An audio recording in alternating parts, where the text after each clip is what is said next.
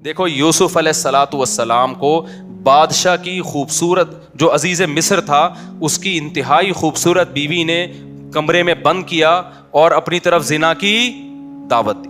آج کا کوئی لبرل ہوتا نا کہتے ہیں ایکچولی ایک آدمی مسافر ہے, ایکچولی رشتہ ملنے کا بھی چانس نہیں ہے. ایک صاحب نے مجھے کہا کہ میں ہاتھ سے اپنی خواہش پوری کرتا ہوں, ایکچولی میں کیا کروں, میری شادی نہیں ہو رہی. مفتی صاحب یہ ٹوپی ڈرامے جو آج کل ڈاکٹروں نے بھی باز لگا دی ہے اس کام پہ لوگوں کو.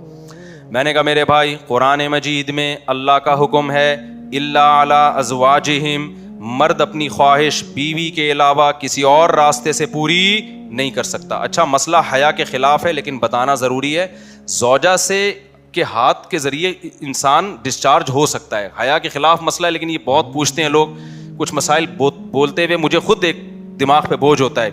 تو زوجہ کے ساتھ تو یہ جائز ہے, اپنے ہاتھ سے اپنی خواہش پوری کرنے کی شریعت میں آپ کو اجازت نہیں ہے. تو اب خوب سمجھ لو, اللہ تعالیٰ نے مرد کو یہ حکم دیا ہے کہ وہ سوائے شادی کے اس کے پاس اپنی بیوی کے علاوہ اپنی خواہش پوری کرنے کا کوئی راستہ نہیں. اب اللہ آپ کی اس مجبوری کو مجبوری نہیں مانتے کہ ایکچولی میں سفر میں ہوں, میں اسٹڈی کے دوران تو میں ہینڈ پریکٹس سے اپنی خواہش پوری نہیں کروں گا تو میں ڈپریشن میں جاؤں گا. تو بھائی تو شادی کرنا بیٹھ کے.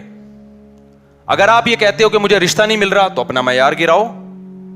آپ بولو کہ میرے اسٹینڈرڈ کا نہیں مل رہا تو اسٹینڈرڈ کیا کرو, بولو نا کم کرو. آپ اللہ میاں کا یہ حکم ہے, اپنا اسٹینڈرڈ کیا کرو, آپ کم کرو. یہ بھی قرآن میں ہے وَمَن لَّمْ يَسْتَطِعْ مِنكُمْ طَوْلًا أَن يَنكِحَ الْمُحْصَنَاتِ الْمُؤْمِنَاتِ فَمِمَّا مَلَكَتْ أَيْمَانُكُمْ. اللہ کہتے ہیں کوئی آزاد عورت شادی کے لیے خاندانی عورت نہیں مل رہی, کسی کی باندی سے شادی کر لو. عرب میں باندی کا لیول بہت کم ہوتا تھا اور اللہ نے فرمایا ذالک لمن خشی العنۃ منکم, جس کو زنا یا برائی کا خطرہ ہے نا وہ یہ کام کرے. تو کیا مطلب اللہ کیا حکم دے رہے ہیں, اپنا اسٹینڈرڈ کیا کرو, بولو نا گرا دو. اور یہ اللہ نے مرد میں خواہش نفس مسلط اس لیے کی ہے کہ نہ چاہتے ہوئے بھی شادی کرے. یہ اس لیے نہیں کی ہے کہ ہاتھ سے فارغ ہو کر اپنے آپ کو ٹھنڈا کر لے اور شادی 10 سال کے لیے مؤخر کر لے. یہ تو مسلط کی گئی ہے کیونکہ شادی کو اسلام نے آپ پہ نہیں چھوڑا, فطرت نے آپ پہ نہیں چھوڑا. ہم اور آپ پہ چھوڑا ہوتا تو ہم 50 سال کے ہو کے بھی نہیں کر رہے ہوتے. جو کام انسانیت کی بقا کے لیے ضروری تھا نا اللہ نے وہ ہمارے مشورے پہ نہیں. اللہ چاہتے ہیں کہ نسل بڑھے تو اس لیے یہ چیز اللہ نے مسلط کر دی ہے کہ لوگوں سے اللہ مشورہ نہیں لیں گے کہ ایکچولی آپ کو کرنی چاہیے کہ نہیں کرنی چاہیے. اللہ مسلط اتنی کر دیتے, آدمی کہتا ہے بھائی میرا دماغ پھٹ رہا ہے, میں برائی کی طرف جا رہا ہوں, میرے پاس کرنے کے علاوہ اب کوئی آپشن ہے نہیں, تو مسلط ہو جائے. کیوں, اس کا فائدہ کیا ہوگا, مجبور ہو کے آپ نکاح کرو گے, ایک دوسری عورت کو بھی آپ برائی سے بچا لو گے اور دونوں کے ملاپ سے اولاد ہوگی جو اللہ چاہتے ہیں کہ نسل بڑھے. یہ تو فیملی پلاننگ والے کہتے ہیں کہ نہیں بڑھے لیکن اللہ نہیں مانتا ان چیزوں کو. نہیں آ رہی بات میرا خیال ہے. تو یہ فطرت نے مسلط کی ہے. تو اگر ہم مجزنی کی اجازت دے دیں تو اس فطرت جو آپ سے چاہ رہی ہے آپ اس کے اگینسٹ چلنا, بولو نا شروع. مثال کے طور پر فطرت آپ کو بھوک لگاتی ہے روٹی کی, کیوں لگاتی ہے, چوری کر کے کھاؤ. اس لیے نہ چاہتے ہوئے بھی آپ کمائیں, کاروبار کریں یا ملازمت کریں. اس ملازمت کرنے سے کیا ہوگا, صرف آپ کو فائدہ نہیں ہوگا, آپ کے باس کو فائدہ ہوگا, اس کا بزنس چلے گا, اس کے بزنس چلنے سے لوگوں کو فائدہ ہوگا. تو یہ سب چیزیں ایک دوسرے سے کیا ہیں, لنک. آپ کو بھوک لگ رہی ہے, اسلام کہتا ہے آپ حلال طریقے سے کما کے کھاؤ. آپ کہہ رہے تھے میں نہیں کما رہا, جب بھوک لگے گی نا ٹائٹ تو آپ کمانے پر کیا ہوگے, مجبور. پھر آپ بزنس کرو گے, اس بزنس سے آپ کو بھی فائدہ ہوگا اور قوم کو بھی فائدہ. تو کچھ کام قدرت ہم پہ مسلط کر کے کرواتی ہے تاکہ لوگوں کو اس سے کیا ہو جائے, فائدہ, ہمارے نہ چاہتے ہوئے بھی فائدہ ہو جائے. لیکن آپ نے کیا کیا, ایکچولی میرے پاس چونکہ ایک ارننگ کا کمائی کا ٹائم نہیں ہے, میں ایکچولی بہت بزی ہوں, میں بہت بڑا سائنسدان بننا چاہتا ہوں. آج کل ٹوپی ڈرامے جو چل رہے ہوتے ہیں, تو میں اگر کماؤں گا تو پھر ایکچولی تو میں بھیک مانگنا شروع کر دیتا ہوں, یا میں چوری کر کے کھانا, میں کیا کروں بھائی, میں اسٹڈی ہے, کل میرا پیپر ہے یار, میں کماؤں کیا, تو میں چوری کروں گا. چوری کرنے سے کیا ہوگا, پیٹ بھر جائے گا, ڈاکٹر کہے گا کہ آپ کے وٹامن سارے پورے ہو گئے ہیں. جس مفتی نے کہا تھا چوری نہیں کرو وہ آپ کی صحت برباد کرنا چاہ رہا تھا. جیسے ڈاکٹر جو مجزنی نہیں کرتے نا ان کو یہی کہتے ہیں مفتی لوگوں کے چکر میں نہیں پڑو, یہ تمہیں ڈپریشن کا مریض بنا دیں گے.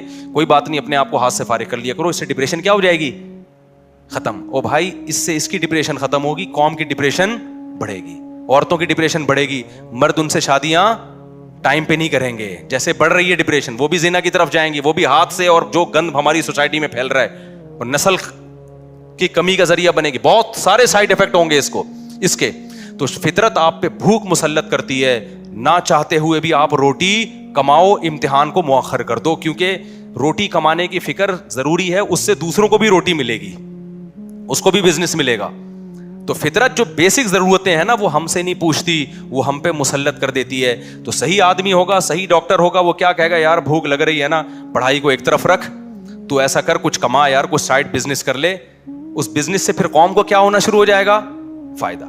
اگر فری پھوکٹ میں ملنا شروع ہو جائے تو وہ سارا سیٹ اپ کیا ہو جاتا ہے. تبھی تو میں اس کے خلاف ہوں, یہ جو دسترخوان لمبے لمبے بچھائے ہوئے ہوتے ہیں, امیر غریب کا فرق کیے بغیر کھلا رہے ہوتے ہیں. اس کا نقصان یہ ہے کہ لوگ اپاہج بن جاتے ہیں, پھر ملازمت کرنا چھوڑ دیتے ہیں, مزدوری مہنگی ہو جاتی ہے, کیونکہ مزدوروں کو جب فری میں اتنا مل رہا ہوتا ہے وہ کہتے ہیں اب ہمیں ضرورت کیا. ہاں کہیں ایسے مزدور ہوں جن کی دہاڑیاں کم ہوں, وہ ایک الگ بات ہے.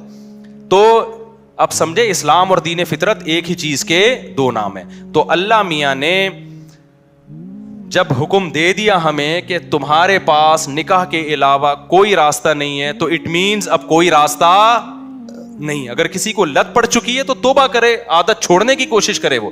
تو یہاں بھی ہم دیکھو یوسف علیہ السلام, چاروں طرف سے دروازے بند, ایک خوبصورت عورت زنا کی دعوت دے رہی ہے. حضرت یوسف ینگ بھی ہیں, جوان بھی, مسافر بھی ہیں. مسافروں کو رشتے ملنا بولو مشکل, لیکن نہ, پھر چاروں طرف سے دروازہ بند.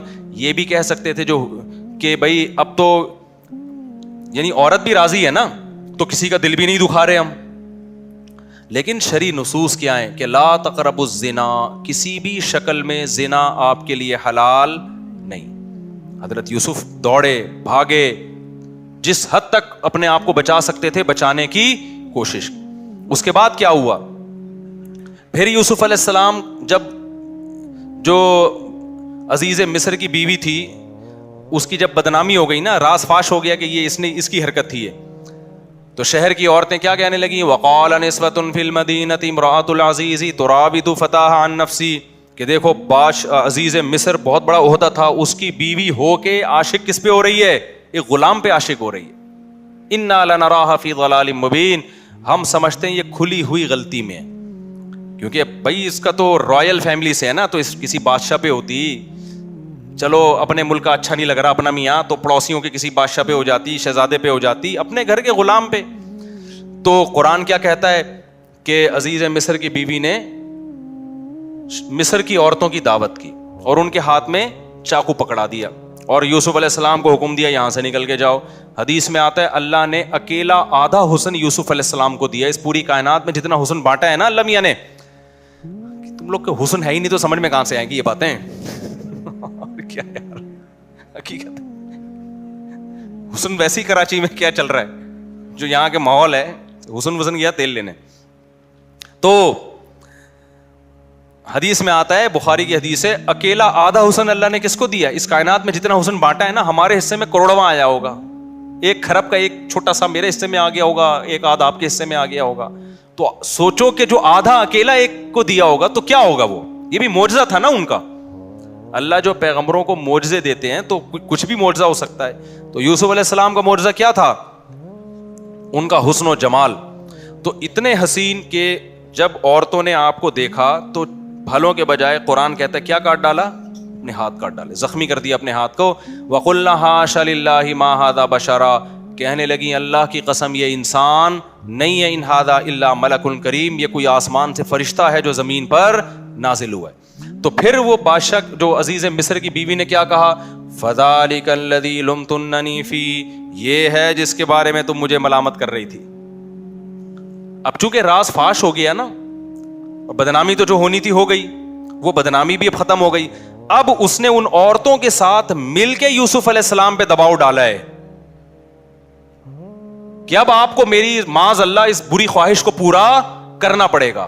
یوسف علیہ السلام جوان تھے, خوبصورت تھے, اور پیغمبروں میں جو قوت اور طاقت ہے وہ عام لوگوں سے کئی گنا زیادہ ہوتی ہے. تبھی قرآن کہتا ہے وَلَقَدْ هَمَّتْ بِهِ وَهَمَّ بِهَا, جب زلیخا نے یوسف علیہ السلام کو دعوت دی ہے تو خواہش جیسے زلیخا کے دل میں تھی یوسف علیہ السلام کے دل میں بھی پیدا ہوئی ہے. تقویٰ اسے نہیں کہتے کہ آپ کے دل میں خواہش ہی نہیں ہے, تقویٰ اسے کہتے ہیں خواہشات بھرپور ہوں لیکن اللہ کے خوف سے آدمی اس خواہش کو پورا نہ کرے. یہ جو آج کل نوجوان آتے ہیں اور کہتے ہیں مفتی صاحب ہمارا دل چاہتا ہے لڑکیوں کو دیکھنے کا اور بد نظری سے بچنے کا دل ہی نہیں چاہتا, تو میں کہتا ہوں بھائی جوان ہو تو دل تو چاہے گا, ایسا تقویٰ کہ دل ہی نہ چاہے تو یہ بہت ہی ڈینجرس ہے, کیونکہ پھر شادی کا شوق بھی کیا ہو جائے گا, ختم ہو جائے گا. دل تو چاہے گا, تو یہ تو نعمت ہے اللہ کی, جتنی صحت اچھی ہوگی اتنا دل, شرما رہے ہیں دیکھو گھننے بنے ہوئے ہیں, جتنی صحت اچھی ہوگی نا, جتنا جوان ہوگا اتنا عورت کی طرف طبیعت اس کی زیادہ مائل ہوگی. لیکن کیا ہے, جتنی قوت ہے تقویٰ اس سے زیادہ ہونا چاہیے, اللہ کا خوف اس سے, کہ بھائی جو حلال اور حرام میں کیا کرے انسان, فرق کرے. تو پیغمبروں میں بہت زیادہ خواہش ہوتی ہے, لیکن وہ اللہ کی مرضی کے خلاف نگاہ اٹھا کے کسی کو نہیں دیکھتے. تو قرآن کہہ رہے خواہش ان میں بھی تھی, لیکن اللہ کے خوف سے انہوں نے اس برائی سے رکے وہ.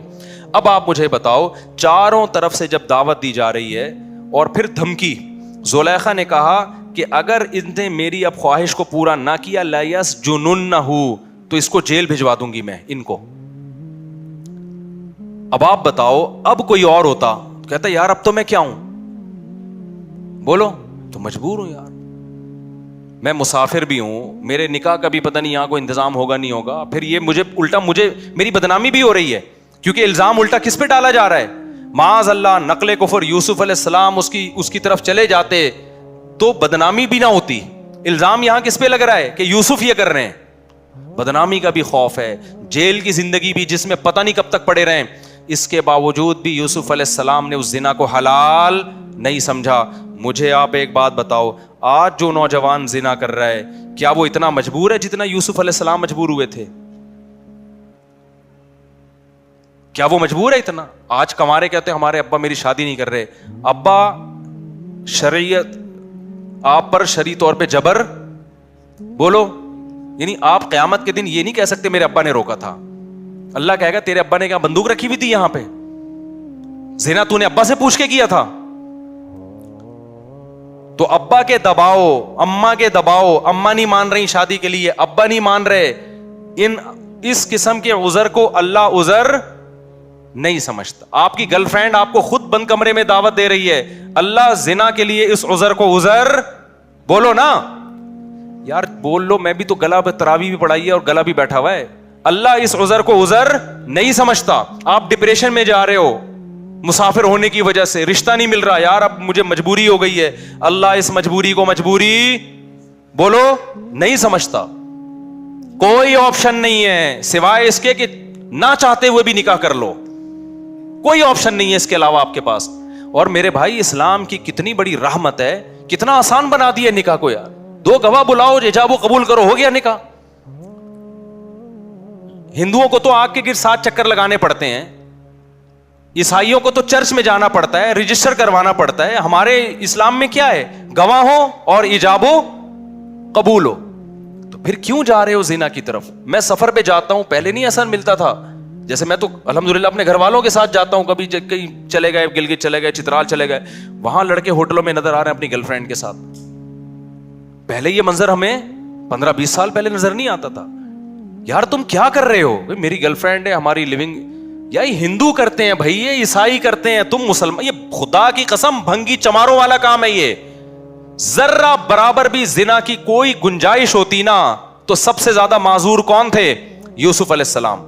نا نا نا نا نا, جب عورتوں نے دھمکی دی ہے کہ ہم آپ کو جیل بھجوا دیں گے, تو یوسف علیہ السلام نے اللہ سے دعا مانگی, رب السجن احب الی مما یدعوننی الی, اے اللہ جس برائی کی طرف مجھے یہ دعوت دے رہی ہیں اس سے مجھے جیل کی زندگی زیادہ محبوب, جیل جانا پسند ہے. کیوں؟ وہ زنا کا انجام جانتے تھے کہ زنا کا جو انجام ہے نا وہ جیل سے بدتر ہے. جیل ابھی دنیا کی زندگی ہے, تو خدا کے لیے جیل چلے جاؤ, ڈپریشن سے مر کے ہلاک ہو جاؤ, زنا کے قریب کبھی بھی مت پھٹکو. زنا کرنے والے پر اللہ کا بڑا غضب ہوتا ہے. حدیث میں آتا ہے رسول اللہ صلی اللہ علیہ وسلم نے معراج کی رات میں کچھ لوگوں کو برہنہ جلتے ہوئے دیکھا آگ میں, مرد اور عورتوں کو. جبریل سے پوچھا یہ کون لوگ ہیں؟ جبریل نے کہا یہ آپ کی امت کے زنا کرنے والے مرد اور زنا کرنے والی عورتیں, دونوں کو برہنہ کر کے اللہ نے آگ میں ڈال دیا ہے.